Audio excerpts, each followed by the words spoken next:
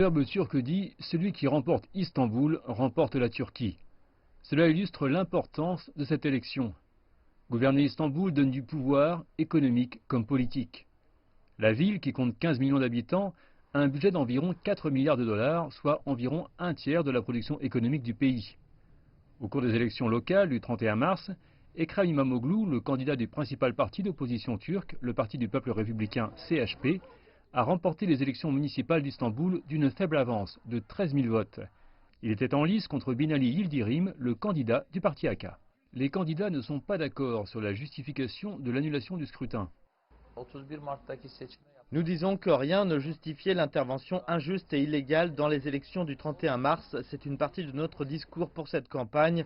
Nous continuerons à le dire parce que nous savons que nous touchons un fondement en termes de démocratie. Le candidat du parti AK, Yildirim, souligne qu'il n'était pas non plus en faveur d'une élection partielle.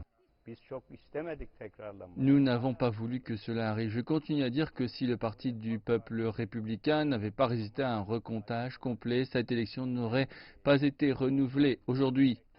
İmamoğlu est une étoile montante du CHP qui occupait précédemment le poste de maire de Beylikdüzü, l'un des districts d'Istanbul, tandis que Yildirim, du parti AK, a exercé des fonctions de haut niveau en Turquie, dont celle de Premier ministre et orateur du Parlement. Je pense à Istanbul, je trouve que İmamoğlu représente un peu la fraîcheur. Il a l'air jeune, dynamique, il offre de l'espoir pour l'avenir.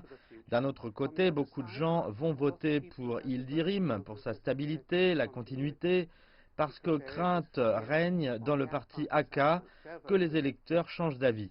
Là peu de ce qui pourrait se passer si quelqu'un d'autre prend le pouvoir. Je pense que nous allons avoir un grand contraste entre l'espoir et la crainte. Beaucoup d'analystes disent qu'une défaite à Istanbul serait perçue comme un camouflet majeur pour Erdogan. Il a fait campagne intensément pour les élections de mars en organisant des rallyes quotidiens dans le pays, disant que le scrutin était une question de survie pour la Turquie. L'économie turque devrait une fois de plus jouer un rôle dans le choix des électeurs. La lire turque a perdu près d'un tiers de sa valeur l'année dernière et les Turcs en ressentent les conséquences. Les résultats dépendront également des électeurs kurdes qui représentent 15% de l'électorat d'Istanbul.